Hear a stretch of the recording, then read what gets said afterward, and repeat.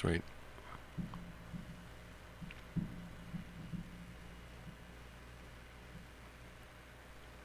Grandma's driving, lifting, doing Uber Eats. Granddad's dead, may he rest in peace. Grandson's hooked on the gambling and porn, working for tips in the Great Class War. Well, we're all veterans of the Great Class War. What branch did you serve? What was your chore? Did you Uber around? Did you dash to the door? Working for tips in the Great Class War. When I get down and out and don't know what to say, I think, what have I done to think a billionaire today? I ain't never walked a data center in their shoes, round a cobalt mine with the overlord blues. There's choices you make, there's paths that you choose. I'd be a billionaire too if I didn't hit snooze. Lord, take and consecrate the waste I made delivering this burrito. Bless it to the health and wealth and the splendor and power of a CEO. There's good people in a warehouse breaking their backs, shuffling junk around, putting shit in stacks, dreaming someday of a brand new start. The demise of mankind's in a shopping cart. Every day is a battle and you don't even know what for. Lot of wounded and missing in the Great Class War.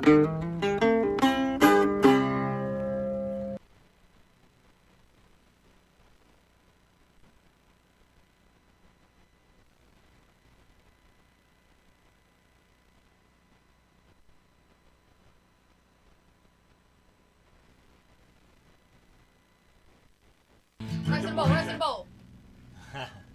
And action.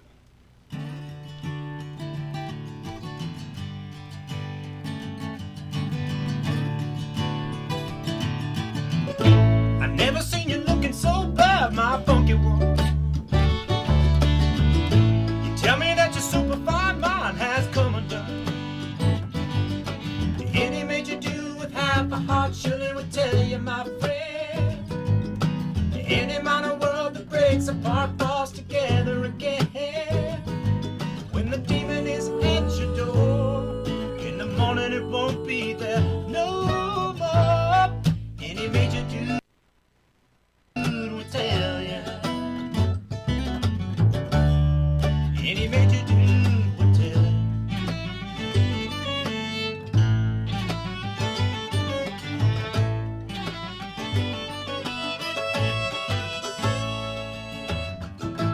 Have you ever seen a squawk's tears? Well, look at mine. The people on the street have all seen better times. Any major do with half a heart surely would tell you, my friend. Any minor world that breaks apart falls together again. When the demon is at your door, in the morning it won't be there no more. Any major dude will tell you. Any major dude will tell you.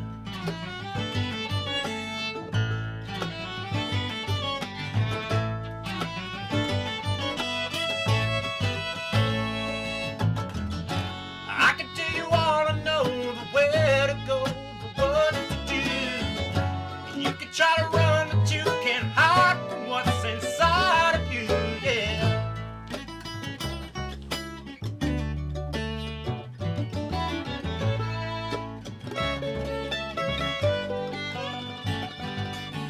Any major do with half a heart surely would tell you, my friend. Any minor world that breaks apart falls together again. When the demon is at your door, in the morning it won't be there no more. Any major dude will tell you. Any major dude will tell you. Any major dude will tell you.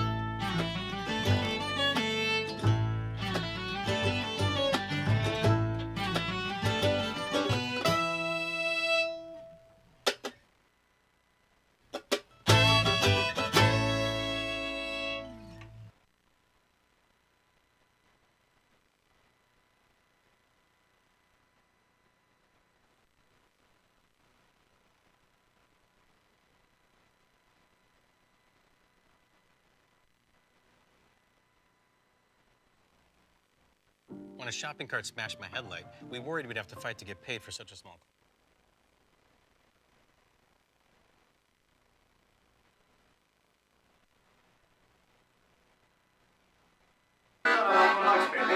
Skaka av dig det. Gör en grej av det. Vält monitorn. Skit på dig. Pissa på Johan. Nej, inte pissa på Johan. 1, 2, 3.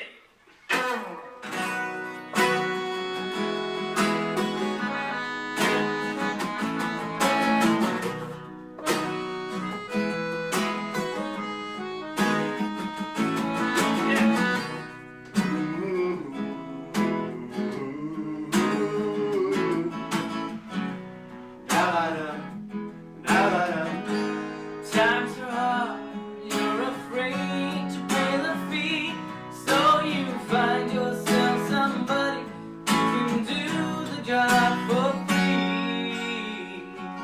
Making me better loving, 'cause your man is out of town. It's the time you get me running, and you know I'll be around. I'm a fool to do your dirty work, oh yeah. I don't wanna do your dirty work no more. I'm a fool to do your dirty work, oh yeah. I don't wanna do your dirty work no more.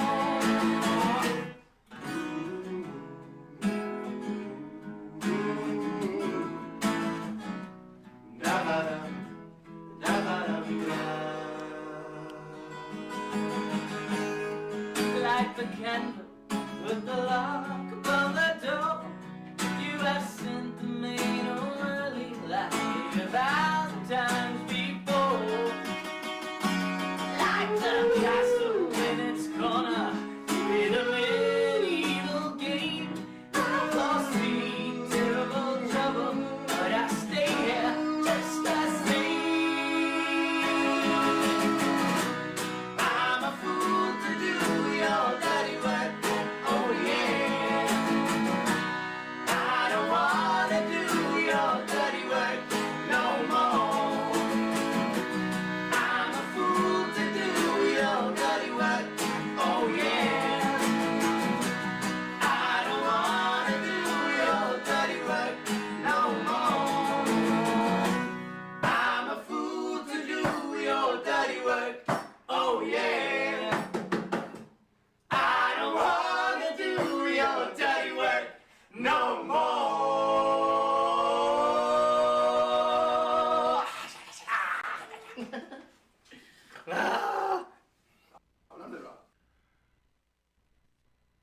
All right, welcome. Yeah, I'm in Southern California, man. Near Disneyland, man. Happiest place on earth, man. That's what it says on the building outside. It says it's the happiest place on earth. That's quite a claim, you know. It's a hell of a fucking claim, man. Happiest place on earth. I don't know about that, man. It's crowded. All right. Well, welcome to Flat Earth Smarts, man. Yeah, we're about 8 hours, man. Did you make them on, bro? Yeah. All right. I just kind of got to save a few of these and stream them and see what's up, man. But this is some stuff from years ago, but the guy's really good. He's an old science teacher, and he's showing you how flat Earth works. Anyway, he did like 15 or 16 videos, and he had his channel up for a long time. And I went to look for his channel the other day, man. It's gone. But I had saved some of these, so I'm going to share them out. Hopefully we can learn a few things, man. Learn some shit, bro. This guy's really smart, man. All right, here we go. Hopefully it'll work.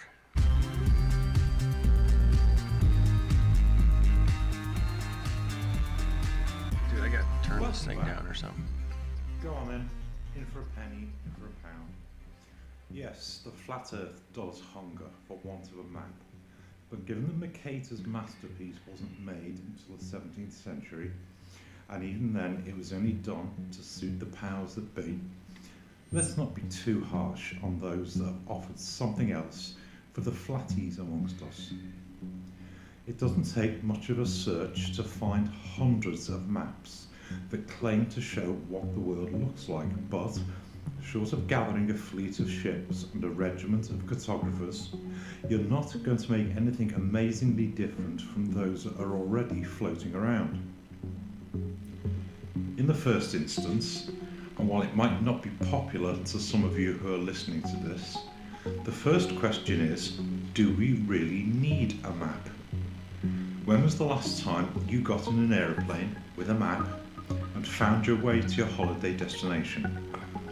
Beyond having a map to get yourself to the airport and another to get you from the airport to your hotel, you don't really have a clue where you went. The pretty display on the back of the most plane seats only lends to an illusion that the world is a ball. Except for the interminable time you'll have sat on the runway waiting to take off, you spent most of the bulk of your journey up above the clouds. Okay, occasionally you may have had seen the odd speck of land, but while the bulk of intercontinental flights are over the oceans, the only other recognisable scenery you'll have seen was on the approach to the airports for what, 10 minutes? Hardly enough time to go mapping the world as you go. This really only matters for those who would like something on which to build their view of the world. No, you don't need a map, but it's a nice thing to have. Like most people, I'm pretty lazy when it comes to the mundane things of life. After all, why keep a dog and bark yourself? No, I'm not about to map the world, but between all those who've attempted to do so, there should be a fairly good idea of what's out there. So, step one is to make a great big pile of all the maps you can find and fish out the rubbish. It makes the pile smaller before going any further. I found that all maps fall into one of two broad categories: circular maps with the North Pole in the middle, and squarish maps with the North Pole at one of the edges or corners. But before we go any further, I ask you to consider one thing: the sense of scale that's needed when thinking about the maps of the world. I'll use one familiar layout for a moment, as that's all we need at this stage. If we take any of the circular maps with the North Pole at the middle, the world is essentially a disk with a diameter of about 25,000 miles and given an approximate surface area of about 490,000 square miles. Yes, the surface area is about 2.5 times that of the globe, but the extra is mostly oceans and ice. Going upwards, commercial aircraft are limited to 45,000 feet, or about 8.5 miles. The Concorde topped out at 11 miles. Military aircraft fly a little higher, and the International Space Station claims to orbit up to 260 miles. I'll use this map for a moment as it's one of the clearest. This little gap between Canada and Greenland is called the Davis Strait. In reality, it's 190 miles wide, so we can realistically scale 260 miles above the same map that would represent the height at which the IS... That's better. Sorry, I had it on low quality.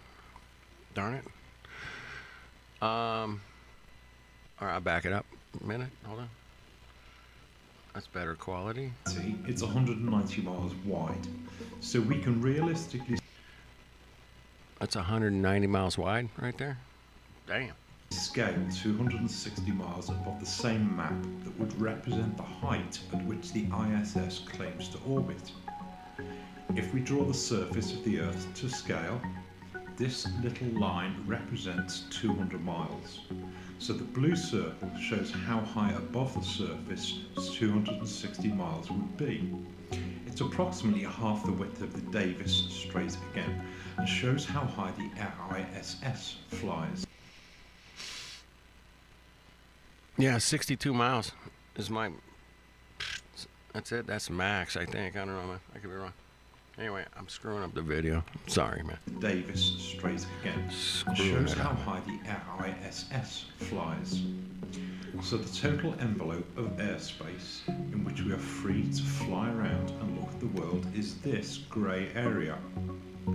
Any mapping of the world would need to be made from within this envelope. It would be like walking into a room with an extremely low ceiling and trying to see what the whole room looked like from a single standpoint. Or, more realistically, it would be like trying to see the whole room while standing in the pile of a thick carpet. It's realistically impossible. You can try the same thing yourself with any of the maps that claim to show pictures of the world, including the globe itself. Ask yourself, how high can any of us really go before we start claiming to see the whole world at a glance? Or that we can see the curvature, if you still think we live in a ball. If you look closely at all the maps you can find, you'll see rather quickly that they all show roughly the same thing. Yes, some have bits missing, like islands, or in some cases the poles themselves, and others have variously squished the sizes of certain continents to make their own bigger than others. Yes, some men really do have a thing about size, but that's not for us to worry about for now. The two main contenders in this battle are the circular maps that have the North Pole at the middle, and the square maps that have the poles at one of the edges or corners. So, Did you guys see the dual pole map? Oh, he might get to it. I don't know. Hold on. Samuel Rowbottom is not the only person to have made a flat circular map of the world. The circular maps include Alex Gleason's map from 1892, the Hammond's Air Age map that was made in 1943, and of course the United Nations flag that was made in the late 1940s, and this old French map that still has New Zealand attached to Antarctica. This layout has been known for centuries. There are many others that show the same layout, and whether you agree with them or not, they are all seem to show the same land masses as each other and have been proven. For all intents and purposes, they work as practical layouts. Have you guys seen the moon map thing? Moon map. Anybody?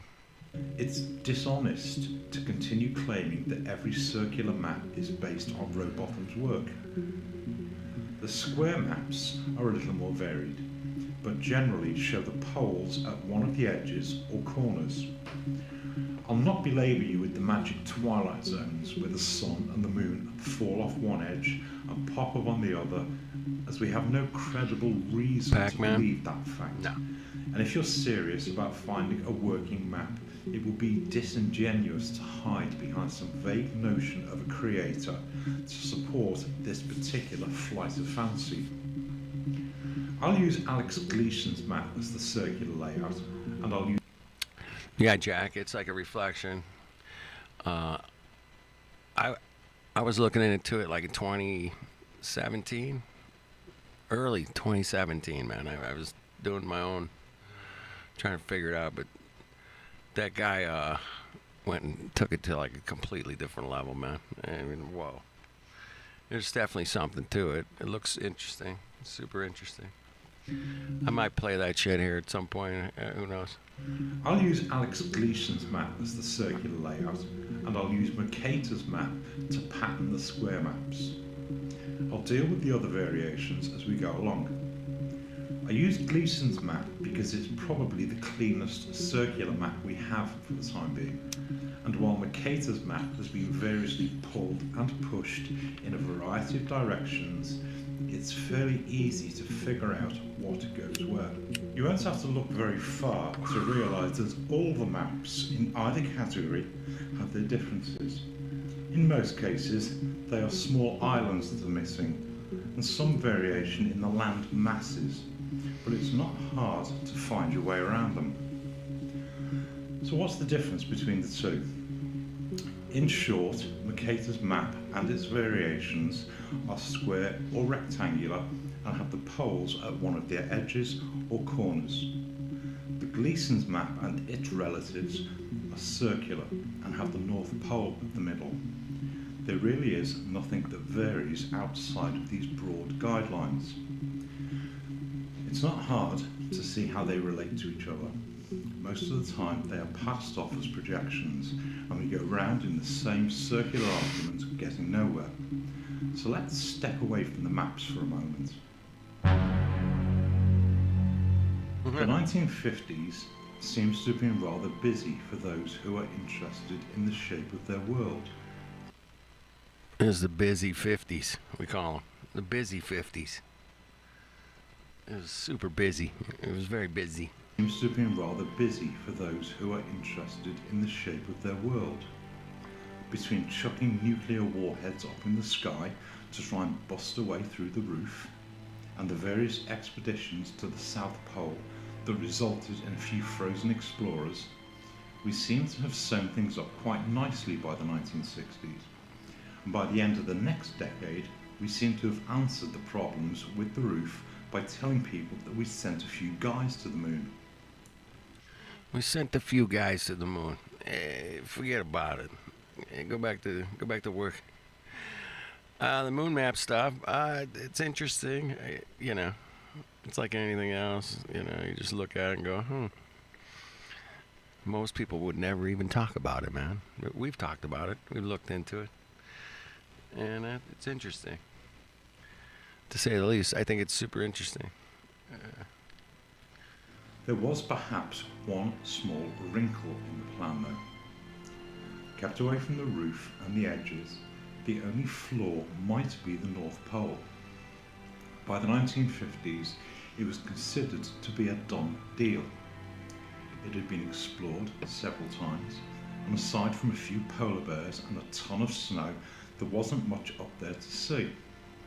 Even Father Christmas had migrated to Lapland and was nicely tucked up out of the way with his elves. But the North Pole That's hilarious. might still give the game away, especially as air travel was becoming easier. So what's so important up there that we might want to see? A cursory look at most world maps seems to suggest that there's nothing up there but water, and lots of it. Perhaps the explorers had paddled their way up there. So how did they stop anyone else sticking their noses in? Let's go back and see what they were up to. Let's take a closer look, shall we? Yeah, let's do that.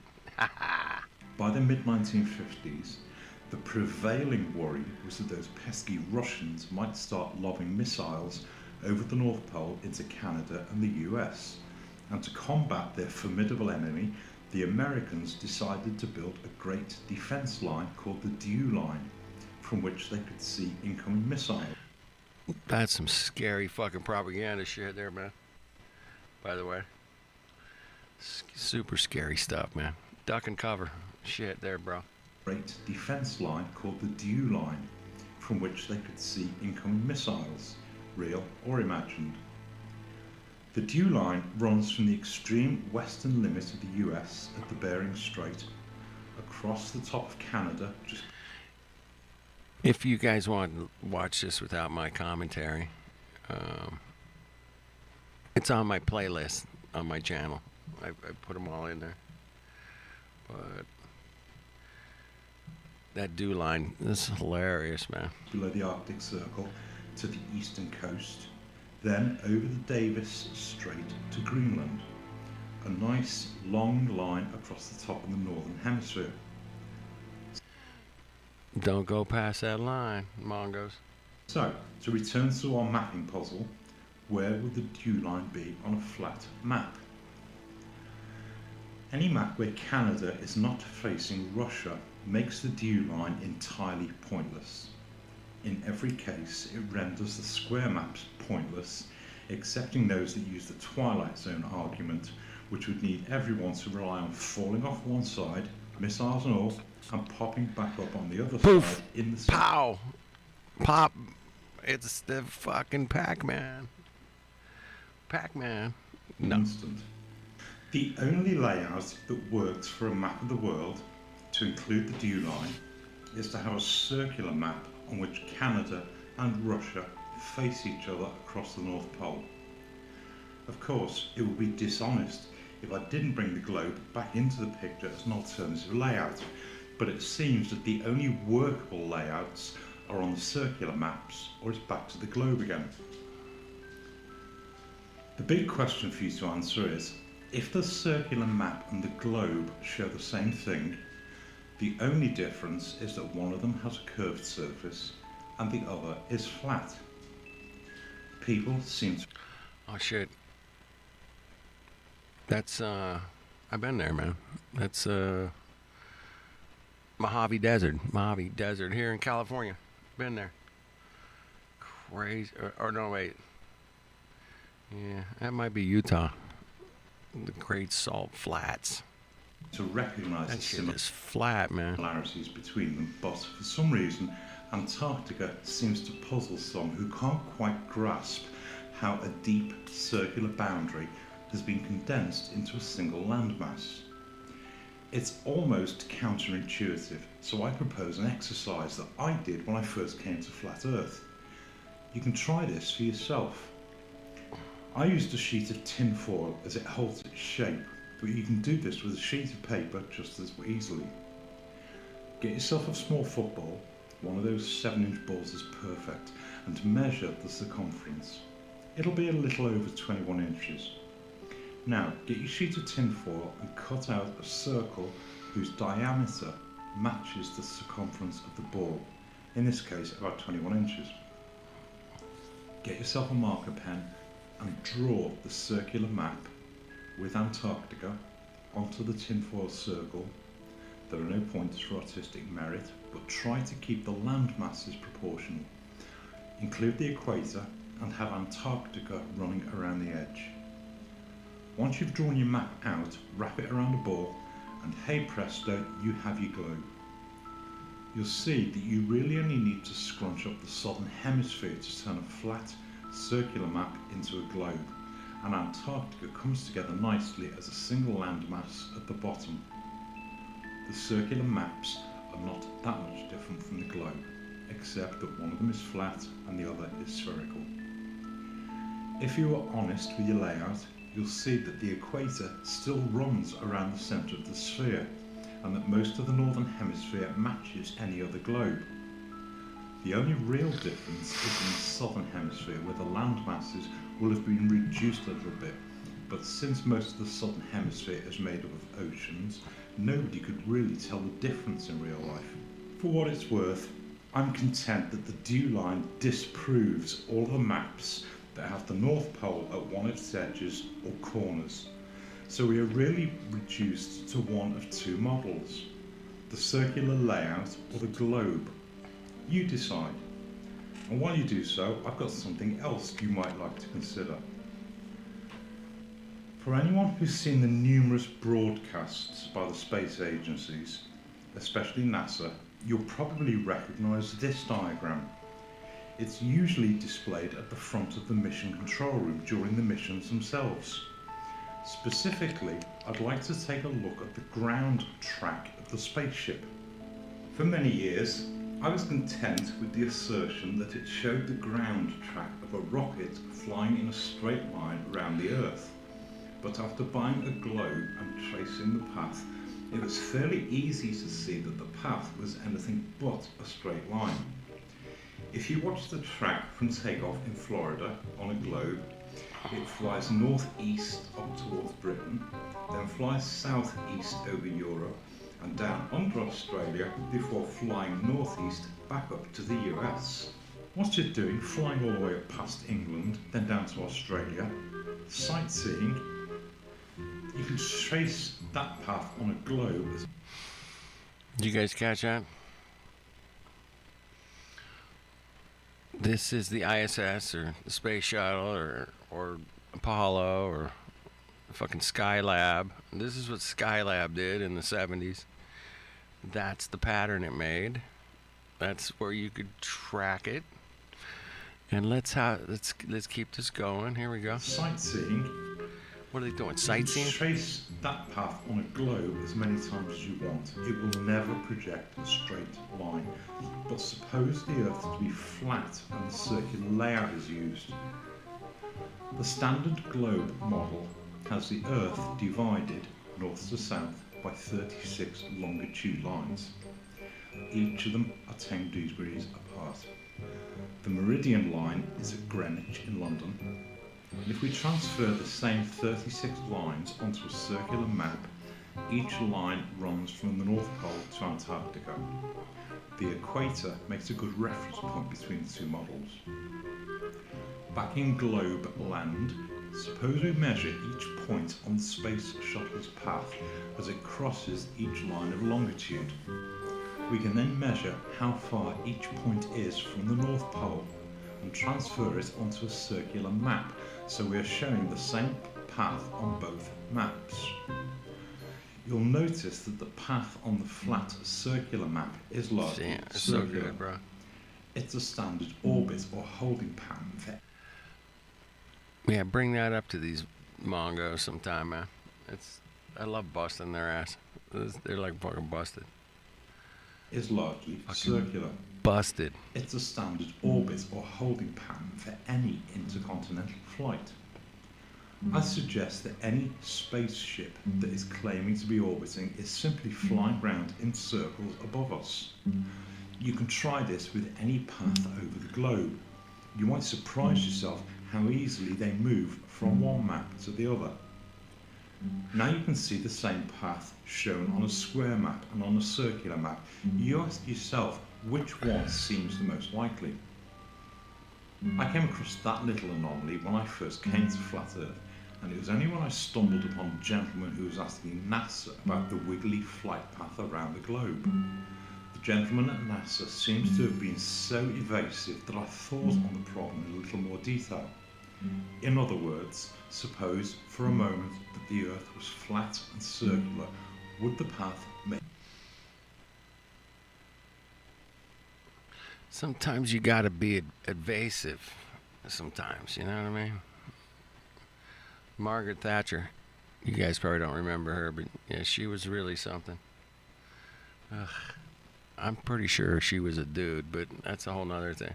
Suppose for a moment that the Earth was flat and circular, would the path make more sense? Alex Gleason's map is by no means the only circular map that can be used to model a flat Earth. Anyone looking at circular flat maps can see that the layout is constant between all of them, so it's unlikely that any of them are grossly wrong. The only reason for favouring the Gleason layout is that it's a fairly clean diagram, but any individual choice is yours to make. There's one final point I'd like to make. While Antarctica seems to present enough problems in itself, especially since nobody has been down there to see it for themselves. We got a couple Mongos went down there, checked it out. The They North went Pole somewhere. is suspiciously quiet. I don't know where they went. Anyone who's taken a cursory look at the matter knows that the geographic North Pole is not the same as the magnetic pole. The geographic pole is somewhere high in Greenland, and most maps of the world show the North Pole to be nothing but Arctic Ocean. Aside from some vague history of expeditions there during the last century, we don't really know much about it, but there is a clue that most of us have probably already heard but generally dismissed. I'm referring, of course, to Mount Meru. It's generally passed off as something from ancient mythology, and I thought much the same thing at first, but on closer inspection there may be more to it.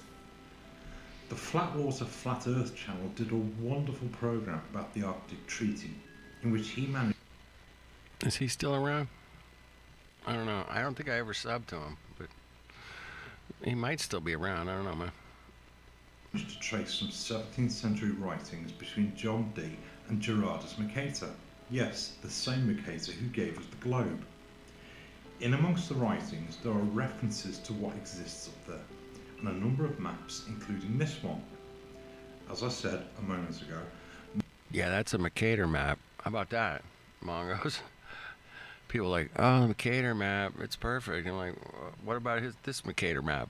Is it good? Good to go with that? You like that Much one? of this seems to be short. It's got California region up here. This is California, right? California. Okay. Hooked up to mythology, but a closer look reveals that the continents surrounding the North Pole are those that most of us will still recognise today. Yeah, I can recognize a couple of them. Africa. That's good. Specifically Asia, America, Greenland, and even the northern parts of Britain, Scotland, and Iceland. Damn. While Mercator seems to be viewed with contempt among most flat earthers, it is worth noting that he was a cartographer by profession. I find it hard to believe that his maps of the North Pole are some figments of his imagination for a number of reasons. Yeah, he was just tripping balls, man. He was just tripping. Yeah. The magnetic lodestone, which is Mount Meru, offers a perfect explanation for the magnetic pole of the world. It is the only credible alternative to the liquid iron core that keeps shifting, so we're told that we should only use Yeah, right. GPS to navigate. Mercator's North Pole also shows the incoming waters that rise to 4 heads that are corroborated by the biblical account in Genesis. Let's remember Yep. that the Bible was only translated into German, Mercator's home language, in the middle of the 16th century, and so it's unlikely that he took his rivers from that source. Given that the Prime Meridian now runs directly through London and Paris, you'll see that on Mercator's map. You guys ever been to the Prime Meridian line there? That's pretty cool. No, I've never been there. It falls some 20 degrees west of its present location. It doesn't take much skill to overlay Mercator's map of the North Pole over the Gleason layout and rotate it back so that the Prime Meridian and the continents of Asia, now Russian territory, and America match. The net result is a more complete map of the land masses and a North Pole of a flat circular world. I've taken the liberty of retracing the layout to make a single map of the land masses and to provide a single reference that might be used until something better is created. I've also added one more inclusion from the Gleason map because I've not noticed it anywhere else. In the bottom right hand corner of his map, Alex Gleason notes that during the December solstice, when the sun is at its most southerly point, there is no sunlight beyond 80 degrees south, and so everything beyond that point is in perpetual twilight. I've shaded the map accordingly. See what you think of it. So, in closing, the dew line and the intercontinental flight paths seem to preclude any map which has North Pole at the edge or the corners. The only models that work are those which have Canada and Russia facing each other across the North Pole. The only contenders are the circular layout and the globe. That's your decision to make. It's a little late in the day for people to still be claiming that without a map, the flat Earth has no case to answer. It may well be countered with the same assertion that the globe doesn't have one either. The surface of the Earth, whichever model you choose to use, is too big for anyone to go out and map it in its entirety. For now, we will make the best we can from the information available. The world that you think you know has very much been hidden before your eyes. Globe or disk, it is limited by the Arctic Circle and the Antarctic Circle. You're kept very much in the middle. I don't go a bundle on numerology and gematria, but that's not to say I don't find it interesting, and I'm reasonably certain that many of the hidden things in this world are hidden by people who really do put their faith in the arrangement of numbers. So, to that, let me add an observation that while many notice that the tropics of Cancer and Capricorn are at 66.6 degrees from the mapped poles, it's also worth noticing that the Arctic and Antarctic circles are at a very precise 66.33 degrees from the equator. What do numbers have to teach us about the people who gave us the globe? Thanks for listening. Well, they gave us the globe. They had some numbers. They had a lot of numbers in there. A lot of numbers. You know? All right. Since the moon has been around for a minute recently. Oh, sorry, man. Too much bass. Welcome back again. I've Too got much a bass, couple yeah. for you. Most of us are reasonably happy with the answers we have so far. The Pretty flat happy. Earth seems to be holding up well, so I ask you to think back to the globe for a moment. The sun has been set rather nicely at the centre of the solar system, and its path between the tropics of Cancer and Capricorn has been accommodated by tilting the Earth's axis relative to the sun. Once a year, regular as clockwork, the sun seems to move from one to the other and back again.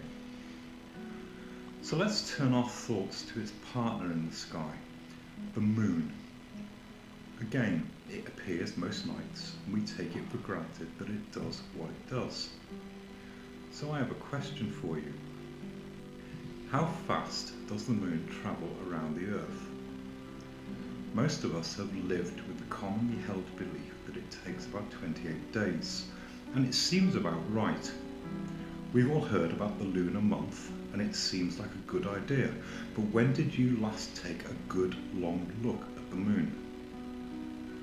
Most people think that the moon takes a month to travel around the Earth, and that it travels west to east. After all, each night it's further east than the night before. But rather than checking from one night to the next, how about going out and watching it for a couple of hours in one night? Do you notice something? Yep, it's going the other way. The moon actually goes round the Earth in a little over 25 hours, slightly longer than a solar day, and so it seems to lag behind the sun. We've all heard the old stories about The moon is a slacker. Slacking behind the sun, damn it. Slacker. tortoise and the hare used to describe how one is slower than the other. So the appearance that the moon is travelling in the opposite direction to the sun only occurs when we're too impatient to watch the moon for a few hours. Alright so far? Here's the kicker. The moon also travels from Cancer to Capricorn and back again, but it does so in 1 month. Yeah. How convenient. Yeah.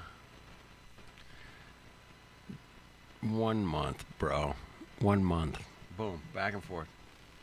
1 month, man. Come on. Go and take a closer look. Did you ever wonder why the moon moves north and south over the month and then comes back again? A month. It's kind of smart, but let's not let it slip under the radar. If you've got your head around flat Earth, this shouldn't faze you too much. It really is no different to what we know of the sun's Lev. movement, except that it does it every month rather than once a year. Give this one to the Globers and see what they make of it. They're still not sure where the moon came from, so don't hold your breath, but from a global point of view, it looks like this.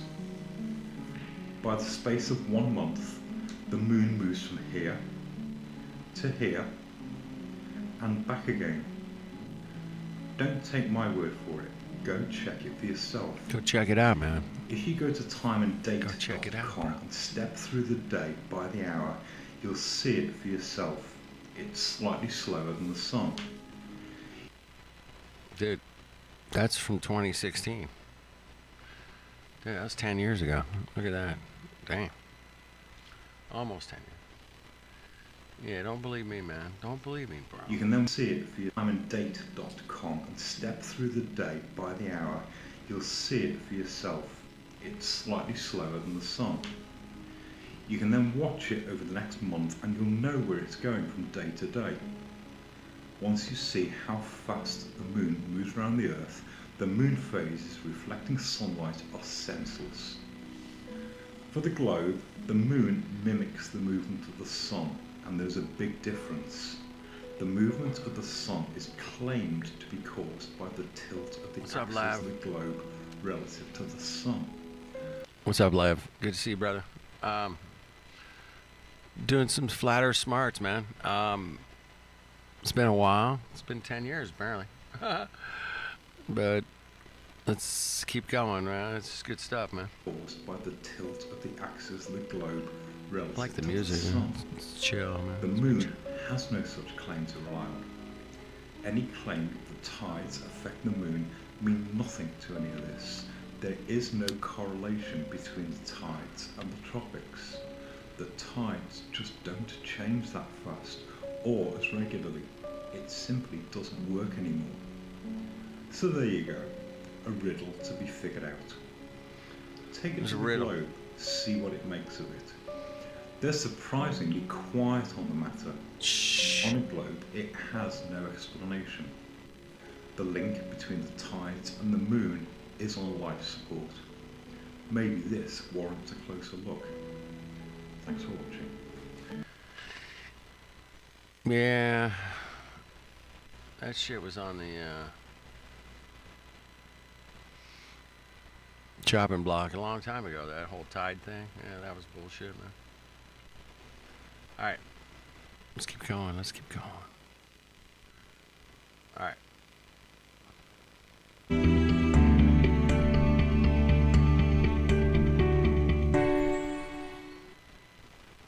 Welcome back to Flat Earth's Marks. Let's Hold on. take Sorry. a moment and have a look at another side of Flat Earth. The title has nothing to do with bad language, although it is perhaps worth thinking on for a moment. It's not really for any of us to call someone out about their use of bad language. I come from a decidedly working class background. Fucking ass. Some of you may Yeah, even me hear too, the bro. hint of an accent in my speech. So I'm not particularly bothered by other people's use of bad language. At times, and used in the right context, the odd curse word can be extremely effective. But if we believe we have something to say to others, should we not bear in mind that they might not be so understanding? That's okay as far as that's personal taste goes. But if they take exception to your words, Shit. how likely are they to listen or to present what you say to someone else? True. I'll spare you the think of the children plea, but how many people would present a well-reasoned argument by a guy who tells us that their opponents are effing retards? How important is it to you that the things you have carefully crafted into a fine argument are then heard and understood by as many people as possible? Freaking retards. Oh. Freaking Mongo retards. What the fuck? Yeah, I'm probably not going to do that if I'm doing a presentation, but if I was to do a presentation on Flat Earth, I would probably get called that, you know, retard and all that, which I have, you know. It's been a fun ride. It's been a fun ride. Heard and understood by as many people as possible. Are we shooting ourselves in the foot before we've barely left the ground? But enough said on that, otherwise I begin to sound like my grandmother. So on we go to deeper things.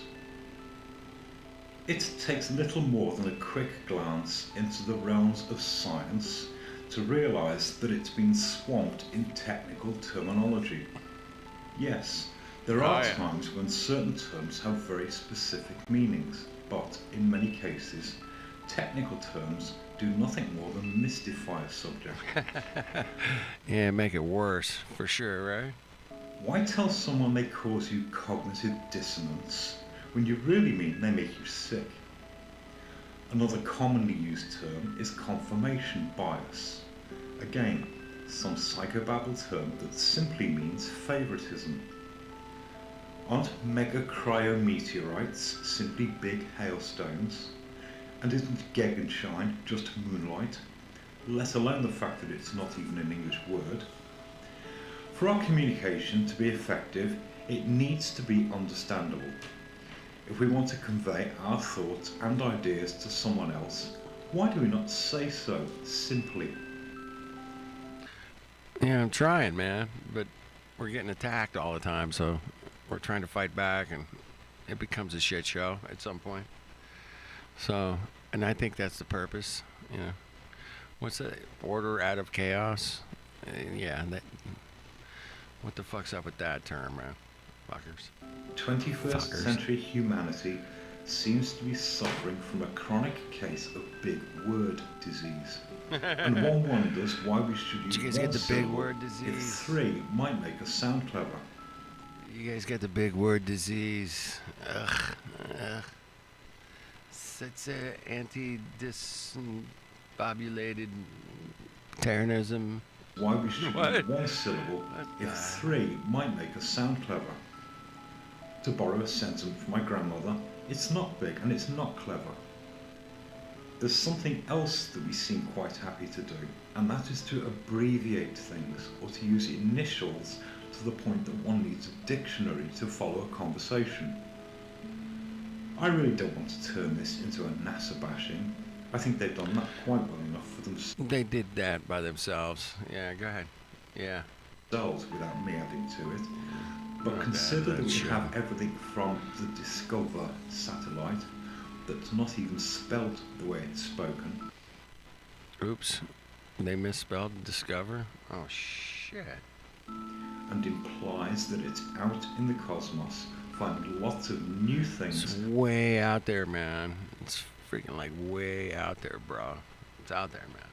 Trust me, man. It's way And out there, bro. implies that it's out in the cosmos, finding lots of new things that are then boldly announced before the world. Come on, isn't that funny? You guys are laughing. Look at that picture, man. That's kind of what they gave us. Yeah, it's too bad. It's so sad. Ugh. Go and have a look at the Discover satellite and see what it's really doing. You'll soon realise that it's not some guy snapping the wonders of the universe on his iPhone and sending them back for all to enjoy. At best, it sends a bunch of metadata back down to the guys on the ground, and they Metadata. turn it into something straight out of Photoshop, depending on how they choose to interpret it on the day. And I'll spare you the various translations of the word NASA. Take a cursory look around. You'll find it. Then ask yourself why an organisation, spoken of in glowing terms, chooses a name for itself from an old Aramaic word meaning deception.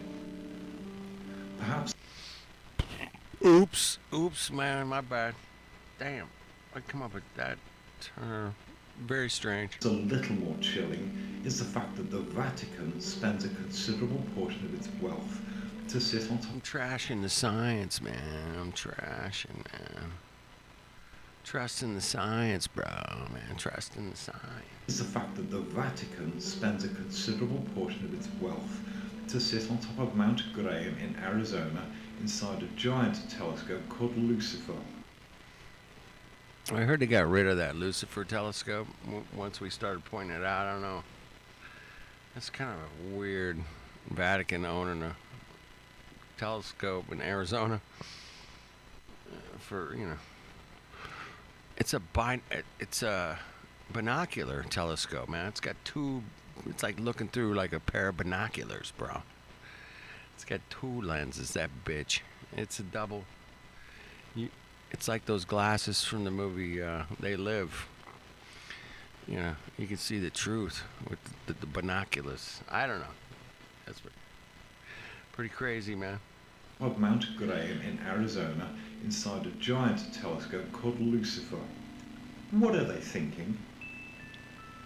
A third problem seems to lie in the fact that we are apt to overuse some words to the point that their meanings are robbed of their value. Two that spring to mind are the words dome and firmament, which at present are used often and interchangeably when they are really two different concepts. If you go and take a closer look at Exactly. They've been messing with us, bro, the whole time. Crazy, bro. It's crazy, right? really two different concepts. If you go and take a closer look at both of those words, it may help to avoid some of the confusion about the roof above this world. A third word that seems to have sprung back to life is the word sinusoidal, that all too many people seem happy to use to describe every wavy line that suits their argument. Sinusoid? What? Sinusoid. Sinusoid? Am I saying that right? Sinusoid? That's not, Happy to use to describe every wavy line that suits their argument, and as if to lend some authority to what they say. The word sinusoidal is simply a mathematical term. It describes a wavy line on a particular type of graph, and not every wavy line is sinusoidal. So why don't we stop using these words when they're wrong? In most cases, they're simply nonsense. blah blah blah And so, blah. in closing, perhaps we could be a little wiser about the use of words in our language and consider what they really convey to the person who hears them. It pleases me to think that what I say should be heard by as many people as possible. And so why would I express the things I say in terms that people can't understand or that some people simply find offensive? Next time you listen to someone's explanation of the world around you, consider also the nature of the words they're using.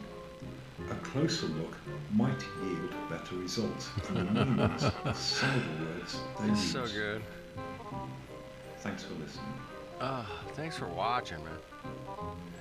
Thanks for watching, you guys. Damn it. Yeah, that was AJC, man. He's done. He did these videos. I don't know, 8. It says 8 years ago. I think it was closer to 9, but anyway. And he just put these together. And he was an old teacher, retired. I ran into him a couple of times on some hangouts back in the day, and super interesting, chill guy, you know.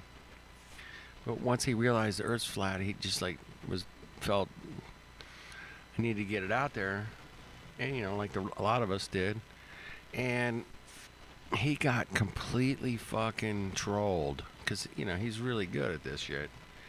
I remember one day, man, I haven't seen you around in a while. He goes, yeah, man, I'm getting trolled.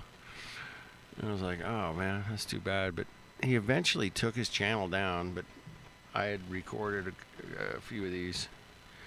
Well, I'm glad I can share them with you, man. Not that great, but they're good. I got the N-word next. You guys ready for the N-word, bro? Let's do the N-word, man. All right, let's do the N-word. The N-word. N-word, baby. Let's go. Well, shit. It might mean something Welcome different. back. I'm pretty sure it does. There is a word that for some makes the hairs on the back of their neck stand on end. It shocks some people and has others reaching for the first chance to change the subject and talk about something else. I'm speaking of numbers. One of the few subjects that some people run Numbers from the first word. opportunity. I delayed opening this subject for a moment because there are some who think they have a psychological blind spot when they see numbers. It has very little to do with mathematics being complicated. Most people who have an aversion to mathematics have usually been told at some point in their lives that they will never understand it. and that they are in some way psychologically incapable of grasping it, or they have some blind spot for numbers. It's generally done by someone like a maths teacher who should know better, and, in a word, they're talking nonsense. Anyone who is capable of going to the local shops to buy something and is able to pay for those goods and check their change does not have an aversion to numbers. Real number blindness is incredibly rare. Average day-to-day mathematics is not complicated, and as I've said, anyone who tells you that it is talks nonsense. Basic mathematics is no harder to understand than simple grammar, but for some reason, best known to some of the teachers of this world, mathematics has been mystified and some sacred art only to be understood by a chosen few. And so we return to the flat earth. You don't need any complicated numbers to understand the essentials of flat earth. In fact, there is really only one calculation that's needed, and it's not a hard one. I speak, of course, to the curvature calculation. Never Where's the curvature? Where? before has there been such controversy over one mathematical argument. The calculation for the curvature on a globe really is a simple one. That if the Earth were a globe with a circumference of 25,000 miles, and you stood anywhere on that globe, the drop below your eye level can be calculated by squaring the number of miles to an object and multiplying the answer by 8 easy. inches. That's super easy, bro. It will give you the drop in inches, and if you divide the inches by 12, it will give the answer in feet. It really is that simple. That's pretty easy, man. For some reason, people are not satisfied that the matter is that straightforward, and variously try to use trigonometry, which is generally used for working with. Yeah, that's it, man. That's why they're so afraid of the flat earth, and they had to spend millions of dollars trying to make us look stupid on television, radio, and other media, online. Journalists, yeah, I've met a bunch of them over the years, but yeah, they make you look stupid, but you can't kid a kidder, man. You can't, they just see right through your bullshit, man. And that's all we're doing. Small, precise numbers, and only serves to complicate answers that then need to be rounded out. It's totally unnecessary for the purposes of calculating the drop on a globe. Others, for some reason, hark back to the fact that Samuel Rowbottom used the calculation when he published his book, Earth Not a Globe, in the middle of the 19th century, and as if to say it was a long time ago, so it can't be correct. So let's dispel a few myths. First and foremost, the truth doesn't have a shelf life. The calculations for curvature haven't changed over time, although various scientists have sought to muddy the waters by variously claiming that the Earth is not a sphere, but an oblate hemorrhoid or some other pear shape. I'll address those It's kind of pear-shaped, little chubby, little chubby. matters later. Others have occasionally sought to discredit Rowbottom in an attempt to discredit the calculation, as if to say he was a Freemason, so his maths must be wrong. So for the record, let's clear the matter up. In the late 19th century, Samuel Rowbottom used the familiar calculation as it was provided to him by the Encyclopaedia Britannica. It has been variously restated by subsequent authors right up until the 1960s, when the flat Earth seemed to drop from the radar for a while after the space adventures of the time. The Encyclopaedia Britannica quoted the calculation in an item called levelling, that by squaring the number of miles and multiplying the result by 8 inches, you'll get the drop below eye level. The same calculation is cited by countless other reputable publications of the time too. There has been something of a recent contender in this particular argument, where some have suggested that the fall in distance should actually be even more pronounced. Unfortunately, this recent edition seems to miss a rather glaring error. Anyone attempting to explain globular arguments should not miss the fact that if you were standing on a 25,000-mile globe, at any point you will always stand at a right angle to the surface of the globe, for that is what That's right. You guys got that? Check that out. gravity dictates, and as such, Physics dictated, bro. It's like physics dictation. It's like, that's like, yeah, fire's hot. Anywhere on the globe, man, you're at the center, everywhere around you's curving away. at any point you will always stand at a right angle to the surface of the globe, Right angle. for that is what gravity dictates, and as such, all calculations can rightly imagine that you're at the top of the globe and can be made accordingly. There have been one or two who've attempted to rewrite the calculation for the curvature of a globe There's been a couple, just a couple, one or two. and seem One or to two? succeed Come in on. doing nothing more than throwing a jumble of mathematical formulas into the mix that serve only to confuse and deter others from looking further. Confusion. Order out of chaos, once again. It's worth pointing out that in many cases, the proponents of complicated numbers don't seem to understand the calculations themselves. Rather, they seem to parrot what somebody's given to them What's up, Doc? Parrot? and speak as if they're some great authority. The reason I cast doubt on what these apparent great minds have to say is simple. Most of them don't seem to know the first meanings of the terms they use. When someone expresses something as You guys have seen this over and over with the debates. And a lot of these Mongos don't even know the terms they're using. And then they'll argue whether curved is flat. Yep. A flat thing is curved. What?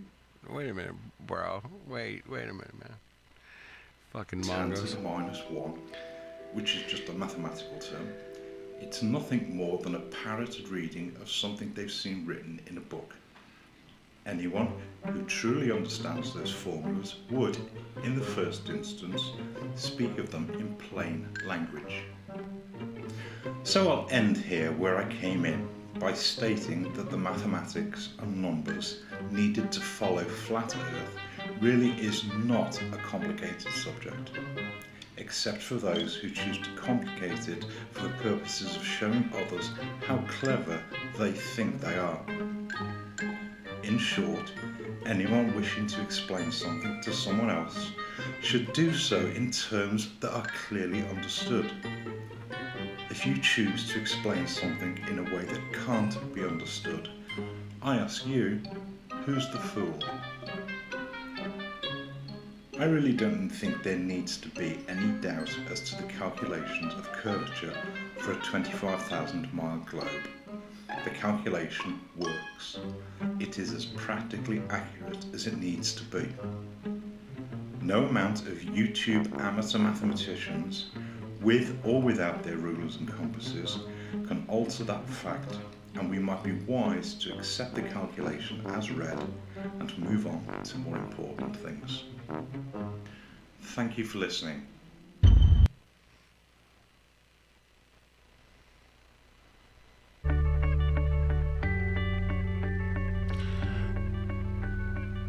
Yeah. We got this, man. We got this. Totally got this. Check it out. Yeah, got the gravitational time dilation. Welcome back. We got this. So, here we are again, Gravitational still on the time trail of an dilation. elusive Fuck. map, and we still seem to hear the same arguments going nowhere fast. So what are we to do? What are we to do? Where are we As going? I've mentioned Where a we couple going? of times, we don't need a map, but it's a nice thing to have. And anyone who's taken a mild interest in the matter will probably have seen enough maps to last them a lifetime. I also recall saying that none of us myself included, are likely to go out and create a new map of the world anytime soon. But of all the maps that are kicking around, we can probably get a good idea of what's out there. So I'll cut to the chase.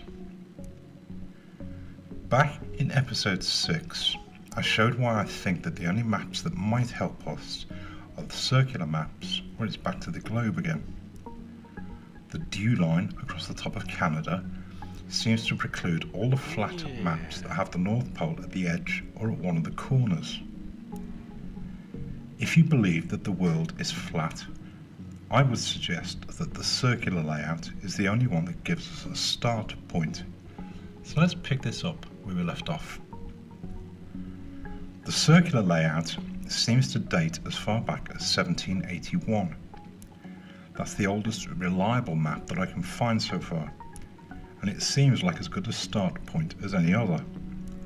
The layout seems to have a fairly consistent track record, so let's dig a bit deeper. I'm going to use Alex Gleason's map again, because it's still the cleanest map that I can find, and I think it still has a few more treasures for us to find. Aside from being a fairly clean map, Alex Gleason's map is also quite distinctive. That big red border around the edge tends to make it stand out from the others. And perhaps it's because it is rather distinctive that people tend to name this one when the circular map is called into question. You've all heard the disparaging remarks where people have variously referred to it as the Lil Peter Pan model or the Lil Snow Globe map, and presumably in some vain attempt to discourage people from using it. Before I go any further, I'd like to provide a caveat. I know there are problems with making a final map. 1/4 of the known world is effectively out of bounds. Many flat earthers still seem reluctant to accept any model, but we shouldn't let it deter us from working to solve as much of the puzzle as we can. Some people do prefer to have something to work with, and for that reason we look closer. Closer. Alex Gleason created his map at the end of the 19th century as the basis for a timekeeping device that he patented. I'll deal with the layout in detail in a moment, but I invite you to pause for a moment and think how many agencies use this layout already. There certainly seems to be something in it. It seems that many of the critics direct their objections at Alex Gleason rather than the layout itself. If anyone still thinks this map is so grossly wrong, I would challenge them to go and bang on the door of the United Nations and ask them why they have a Lil Peter Pan map for so many of their agencies. That's a good point, man. That's a good point. I recall saying some time ago that some men really do have a thing about size, and as such, do any of us really think any country would have allowed themselves to be portrayed as significantly smaller than they or their neighbours really are? It seems unlikely, so the UN map might be a fairly good indicator that we're on the right track. If we take a look at Alex Gleason's map, we can see that it was created as the basis for a timekeeping device that he patented in the 1890s. Unfortunately, it seems like the copy we have is the only surviving original, courtesy of the Boston Library. It's a little trashed, but if you do a patent search, it's fairly easy to see exactly what its purpose was. The map, which forms the central section of the chart, was created by one J.S. Christopher, but there seems to be no information available about this particular individual. Any claim that Modern College is a misspelling of Morden College, which is just outside London, is equally credible, given that the map appears to have been designed in England and then printed in the United States. It's not unreasonable for the US printers to have assumed that Morden was a misspelling and to have made the correction themselves. In either case, Morden College was originally opened, quote, for the poor merchants and such as have lost their estates by accidents, dangers and perils of the seas. So it's quite reasonable to conclude that whoever J.S. Christopher was, he or she is quite likely to have had some considerable experience of the oceans and the maps of the world. And while the critics of Morden College What's up, Tom? now seem to paint it as being full of dribbling pensioners, it has a very credible pedigree linked to world navigation. I've trimmed Alex Gleason's chart as far as the border because I thought it might be nice to see exactly what Alex Gleason did create, and in the hope that it will provide a solid point from which we can take a closer look. In the top left-hand corner, Alex Gleason states that the chart is a longitude and time calculator. If you do a patent search, you can find these instructions for yourself, but I'll ask you to accept my assertions for a moment, and I'll put the patent application at the end for those of you who would like to see it a little closer. The chart was originally built with two arms that are pivoted near the Right. centre. Yeah, I mean, They look yeah, I remember hanging out with him. Yeah, I remember hanging out with AJ back in the day. I was like, damn, that guy was great, and his videos are great, but his channel got taken out, man. But I had, saved some recordings. I did some live streams, whatever, and this is what it's playing off of, my live stream that I did, years ago. But yeah, he was just so great to hang out with, man. The guy's super smart. I mean, just want to, kind of save the days, save some of this really good information that we were getting, early on, back in, 2016, 17, 18 there. But yeah, good stuff. So yeah, you remember, Tom? Okay, yeah.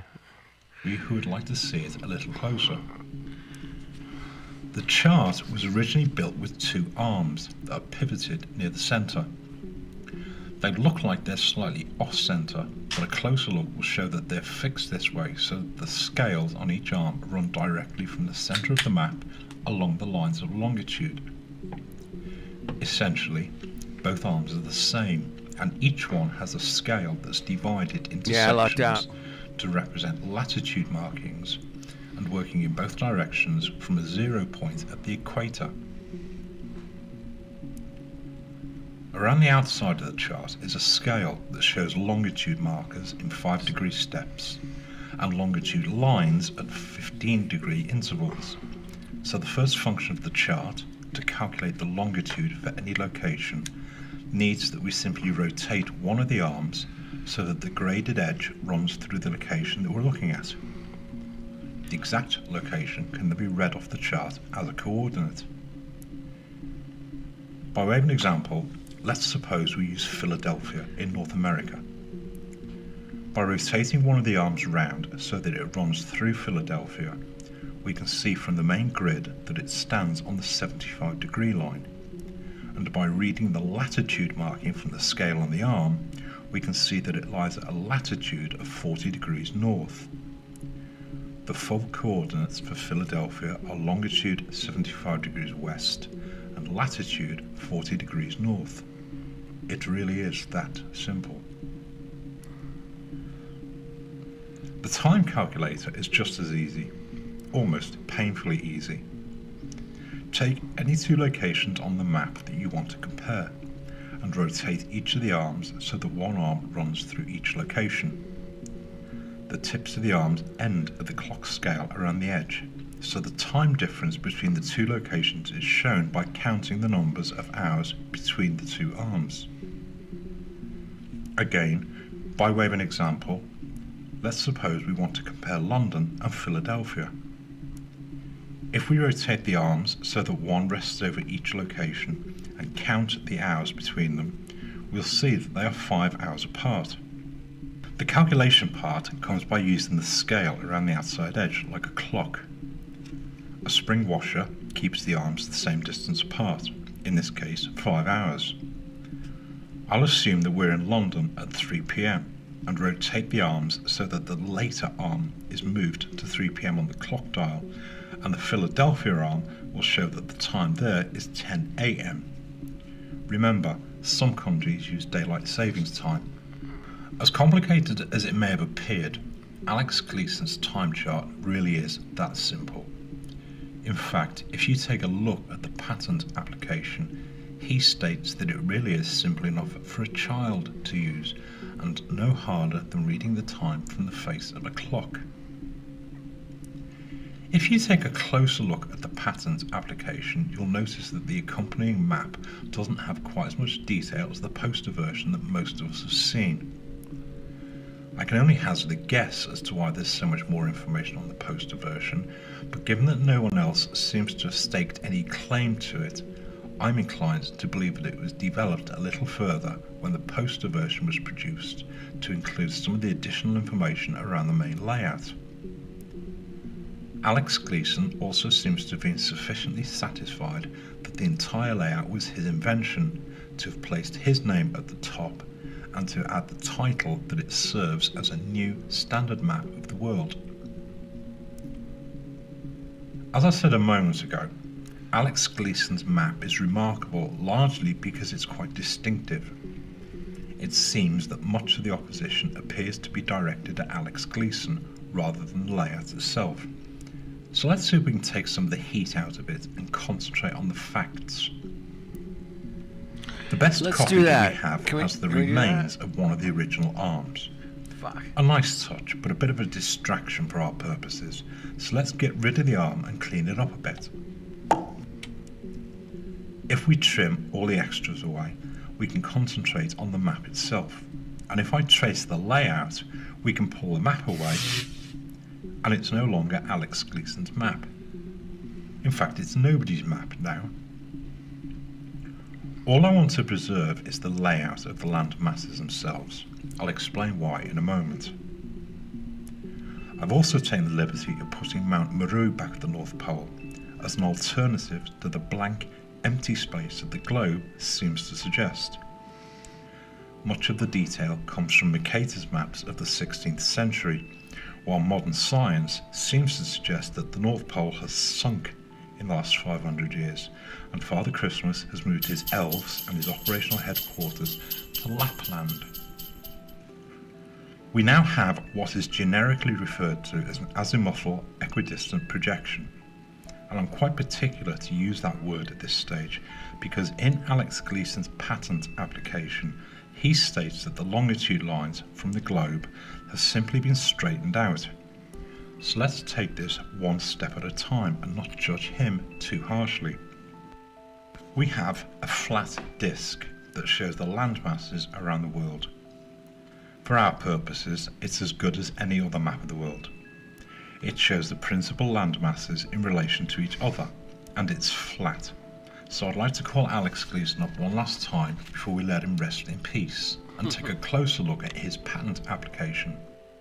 When someone files a patent application, the date that it's filed is recorded to avoid people stealing an idea while an application is processed or pending. As such, the date that a patent is filed and the date that it's finally allowed to stand are usually some time apart. It's the date allowed that matters most because it's the earliest date that the invention is considered to exist. The more eagle-eyed among you may have noticed that the application date and the allowed date are some 6 months apart. Now you know why. If you want to patent something that includes parts that were invented by someone else, you must cite the patent number for each of those parts. Yeah, you do. You can't put a new patent on someone else's invention. Right. You can only patent your own bits. When you apply for a patent, your application must cite the patent numbers for any part of your design that was made by someone else. At the bottom of many patent applications, you will see the numbers for those patents that are cited. So let's see if anyone else thinks Alex Gleason's layout is credible. If you run a search on the internet using Alex Gleason's patent number, you'll find that there are 3 patents that use his map, all granted in the 1970s for a device called a Universal Planisphere Complete Guidance and Computer System that was invented by one William A. Eisenhower. A planisphere is a flat map of a spherical surface. A planisphere and a globe both show the same information, except that one of them is flat and the other is spherical. If you believe that the Earth is flat, it's reasonable to accept that a planisphere serves the same purpose as the globe does for those who still think we live on a little ball. That's your decision to make. The planispheres you've seen so far are all maps of the ground, so I'd like to step away from ground maps for a moment and set our sights a little higher, several thousand miles higher to be precise. In the same way that the flat, circular world has been wrapped around a ball to provide us with a model for the globe, the skies have also been portrayed as a sphere that surrounds the globe, and in the same way that a globe can be shown as a flat, circular map, so too can the skies. I know that many people, especially flat earthers, will shout that the skies don't tell us anything about the earth on which we live, but I would beg to differ. The sky, and specifically the sun, the moon and the stars, have long been used in navigation to tell us exactly where we are on the surface of the earth. Here we go. If we know exactly where the sun, moon and stars are on any date and time, it's fairly easy to establish your exact position on the face of the earth. They provide us with a reference system. In the same way that the ground can be mapped as a planisphere, so too can the skies, and when the two are used together, they provide an extremely reliable indicator of exactly where you are on the face of the earth. So I invite you to think about how we navigate around the world. Most people accept that GPS and local maps will generally get you from A to B, but let's remember that GPS is a fairly modern invention. On the land, navigation is fairly straightforward. In towns and cities we follow roads and landmarks, and out in the open countryside where there are few recognisable points of reference, we use a map and compass. Every good navigator knows that following a compass needle seems like a good idea, but that it's practically impossible to keep a steady compass while you walk.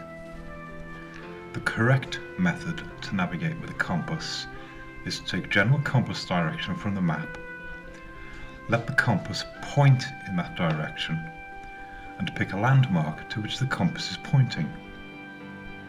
Navigation is then as simple as walking to that landmark, and any route over the land is simply a case of walking from point to point until you get to your destination. On the oceans, navigation is a little more precarious because there are no recognisable landmarks. The earliest navigation over the seas relied on staying within sighting distance of the land masses. The magnetic compass began to be used for navigation at sea around 1,000 years ago, but wind and sea currents meant that sailing by the compass, or dead reckoning, was still quite hazardous for the navigator until reliable clocks were invented in the 18th century. As such, there was very little by which a navigator could be sure of his position on the oceans, except for using the sun, the moon and the stars. They are sufficient to help navigators across the empty expanses of ocean until a lookout saw land. Radar was developed during the Second World War to provide radio beacons to mark the coastlines of the world, and now, by whatever means, GPS provides a fairly accurate referencing system across the whole world. Most modern navigators rely on GPS, but any good navigator will at least have a working knowledge of the lights in the sky for emergencies. The sun, the moon and the stars all follow very precise patterns in the sky, and if you know where they are at any point in time, they can be used to calculate exactly where you are. Navigation needs only to head in the direction in which the compass is pointing, and use the sun, moon and stars as markers to check that you don't stray too far from your planned course. Knowing where each of them are for any particular time and date has long... That's some badass Tartaria right there, man. Look at that. Oh, hell yeah. Nobody there? Yeah, no boats, no nothing. Damn. Been calculated by the astronomical and naval institutions of the world, and to find where they are on any particular time and date we use an ephemeris. No, not a feminist, an ephemeris. An ephemeris is a detailed set of tables from which a navigator can calculate their position anywhere on the Earth. Unfortunately, and because the sky is constantly moving, it requires some 20-odd calculations for every single position, and hence the need for good navigators on the oceans. During daylight hours, navigation is reliant on the sun and occasionally the moon. At night, the stars provide so much more information, but the calculations are still subject to mistakes. So in 1975, Mr. William Eisenhower patented his Universal Planisphere Complete Guidance and Computer System. It looks rather complicated, so let's simplify it a little. Essentially, it's a series of disks that are riveted together so they can rotate over each other. The principal disks show the sun and the moon positions in the sky, and 2 disks show the principal stars and constellations in the night sky. Another disk shows the surface of the Earth and the principal land masses. If you look closely, you'll recognise the land masses match those that are shown on the familiar AE map. In other words, the AE map and its relative proportions are considered to be accurate enough for the purposes of world navigation. Despite this only having been invented in the 1970s, this navigation tool became obsolete when GPS was rolled out in the 1990s. It did go into production for a short time, but I was only able to find one that is still in existence. The plans here can be found on the original patent application, but they don't do it much justice, so I figured it might be nice to see what a real one looks like. It measures 16 inches across, so as you can probably imagine, it doesn't contain, nor does it need to show, any inland details. For all practical purposes, it needs only to show the coastlines of the world continents. Remember, ships stop when they reach the land. For anyone who takes a moment to look at the patent application, you'll read that it can be used to show which lights in the sky are above which points on the Earth, and conversely, which points on the Earth are below the various lights in the sky. It shows what the sky looks like from the ground. So, in closing, the flat, circular map of the world seems to have a fairly reliable track record for the purposes of navigation around the world when coupled with the lights that we all see in the sky. Given that 1/4 of our world is still effectively out of bounds, this is certainly not an assertion by me that this is what a full map of the world looks like, but it does seem to add one more piece to the puzzle. If you believe that the world is flat, I would suggest that the flat, circular layout provides an accurate indication of how the various continents are placed in relation to each other, but that's your decision to make. The lights in the sky can tell us nothing in themselves of the shape of the Earth, but they certainly do provide us with a reliable reference system. Perhaps the lights in the sky have more to tell us. Thank you for listening.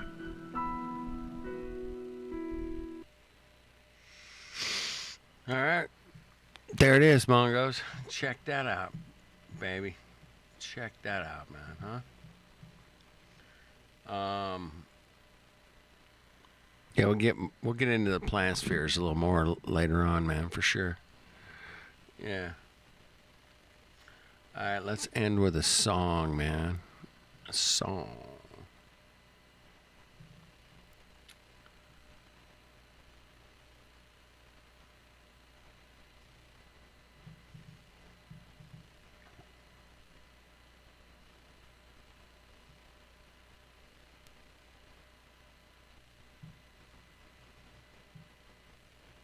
Bounty, the quicker picker-upper. America's... Bounty, you should get some paper, quicker uppers, or uppers, or downers. Quicker pepper, yeah, Mongos. Friggin' Mongos. Let's see if they can pull this off, man. I don't know. Oh, yeah, they got it. Let's go.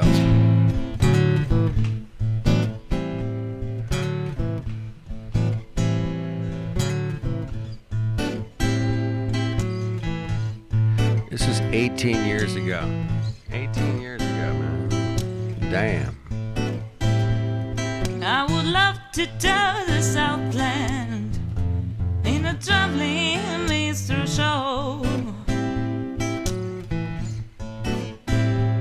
Yes, I love to touch the South End in a traveling minstrel show. Yes, I'm dying to be a star and make them laugh. Sound just like a record on the phonograph. These days are gone forever. Oh, but a long time ago. Oh, yeah.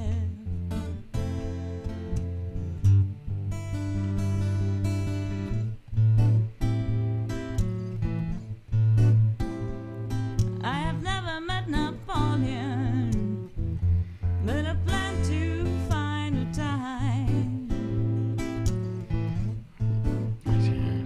Yes, I never met Napoleon, but I plan to find a time. Yes, I do,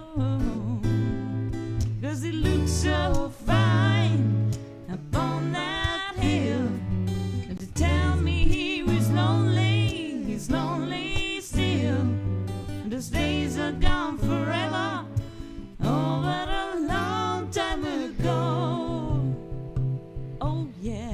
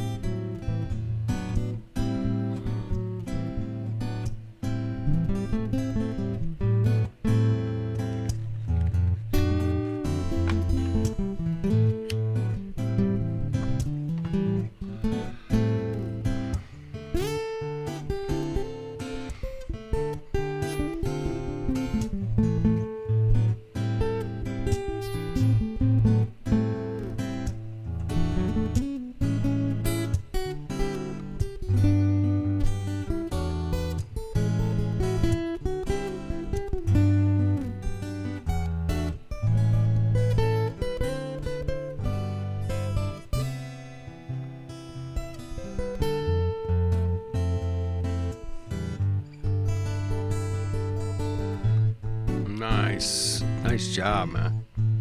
Sweet.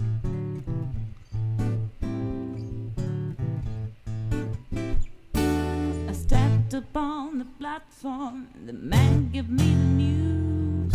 He said, you must be joking somewhere. Did you get the shoes? Where did you get the shoes? Well, I've seen them on the TV, the movie show. They say the times are changing, but I just don't know. These days are gone forever. Oh, but a long time ago. Oh, yeah. Hey, hey. Oh, yeah.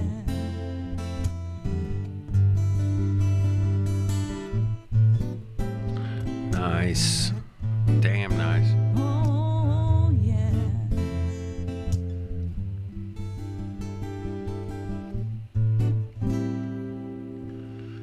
Damn.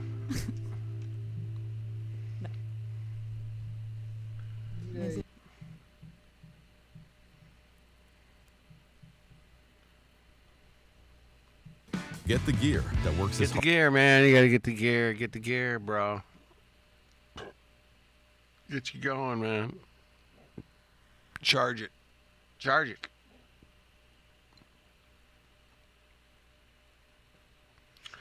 All right, one more. I gotta go to bed. Thank you guys for hanging out, man. Oh, shit. I do a song request. Dex, for you, bro. Man, I got you, bro. I got you. Got you. Got you. Hold on. It's got to be like something I can't. Yeah. Okay. I'll play that. You betcha. All right, here we go. Hold on. I got you. Hold on, man. I do requests. Damn. Did you guys know that? Fucking Mongoose. What the fuck's wrong with you? I do requests. You bet your ass. Check it out. lost the ground beneath your feet. Oh shit. Lost your balance and foundation. That sounds like Feel your misery's complete. You've reached the peak of your frustration. But when everything goes south and the walls come crashing down, it's got remember a now Cat Stevens things feel, will bro. to last. 100%. This too shall pass. Cat Stevens. Cat, for sure. Now that everything's been burned, there's something rising from the wreckage. The wheel of fortune somehow turned. The gods of luck received your message. But when everything goes right, take the hurdles in your stride. Remember, nothing's built to last. This too shall pass. Sweet. You see the envy in their eyes. Don't even trust your own companions. You hear their twirled and twisted lies. You feel them rise up in rebellion. When you're alone against the world, when you're denied what you deserve, remember, nothing's built to last. This too shall pass. Highly produced, bro. For sure. Now you're left without a thing. But once you're freed from all possessions, you're feeling richer than a king. Feel you found the right direction. And when all the stars align, better take that as a sign. Remember, nothing's built to last. This too shall pass. There ain't no summer without rain. There ain't no fall without the gain. Remember, nothing's built to last. This too shall pass. Nice. Very nice, man. Yeah, yes. When we hit the pothole, like when, you know. I was worried. Like I was worried, bro. I was worried. Oh. Alright, we're gonna do a little Black Cow. Black Cow, man. 18 years ago? 18 years ago. Alright. The song's like 50 years old. Shit. Fuck. Yeah. But it's a good song, man. Let's see if they pull it off, man. They did pretty good.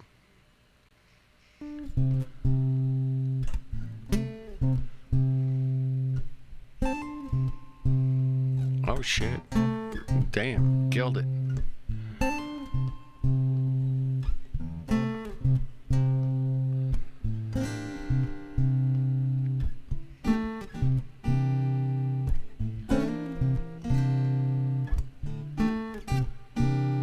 In the corner Of my eye, I saw you in Brutus. you were very high. You were high. It was a cry in the streets. They saw your face on the counter. By your keys was a book of numbers and your remedies. One of these. And so they will screen out the sorrow. But where are you tomorrow? I can't cry anymore while you ride around.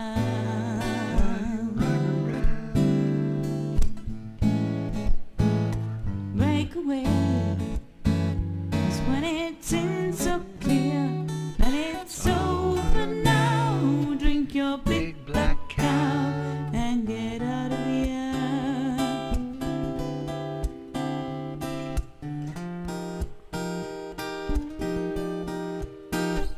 Down to Green Street, there you go, looking so outrageous, and they tell you so. You should know how all the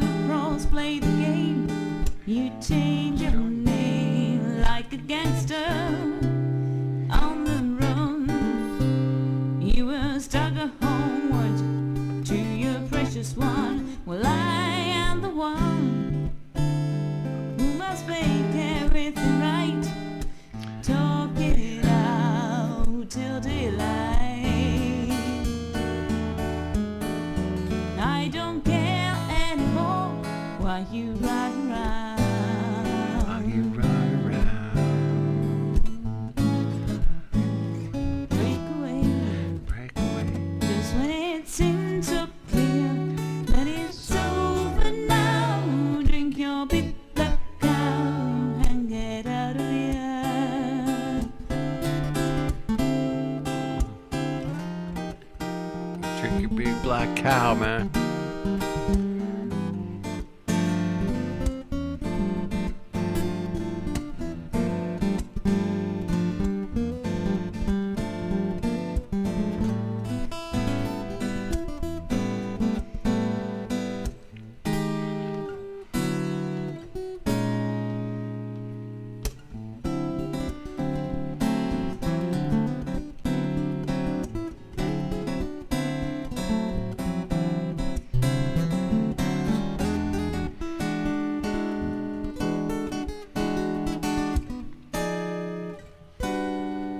Yes.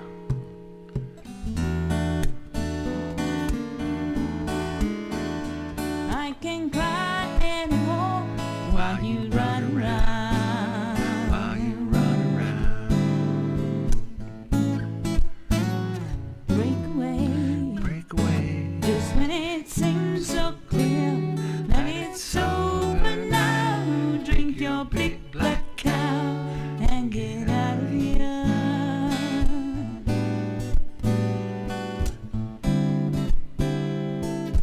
How many views do you think this song has, man? Take a guess.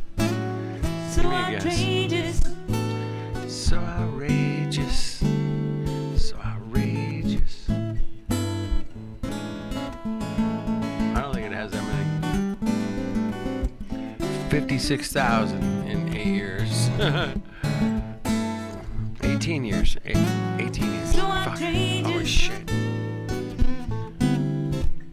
That's it. Yeah, I get it, man.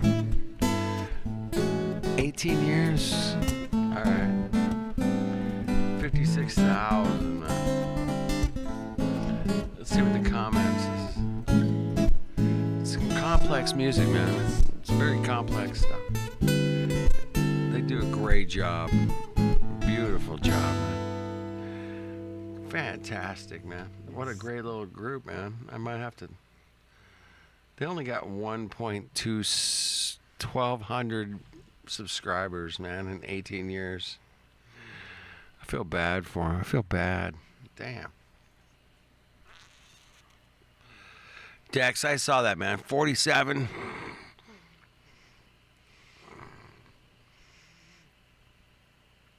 All right. Thank you guys for hanging out. We'll do some more Steely Dan another day, bro. All right. Hey, Sue, you made it. All right. Thank you, Sue. Good night. We did Flat Earth Smarts tonight. It was amazing. Go back and check it out. Good stuff, man. Good stuff, man. Good quality stuff, man. Don't worry about it. You're not late. Just go back and rewind it a little bit. Really good stuff about Earth and maps and calculations and navigation. A lot of big words. We got big word stuff. Anyway, yeah, check it out. All right, love you guys so much. Thank you. I gotta go to bed, man. I gotta go to bed. All right, cheers, man. We'll do it again.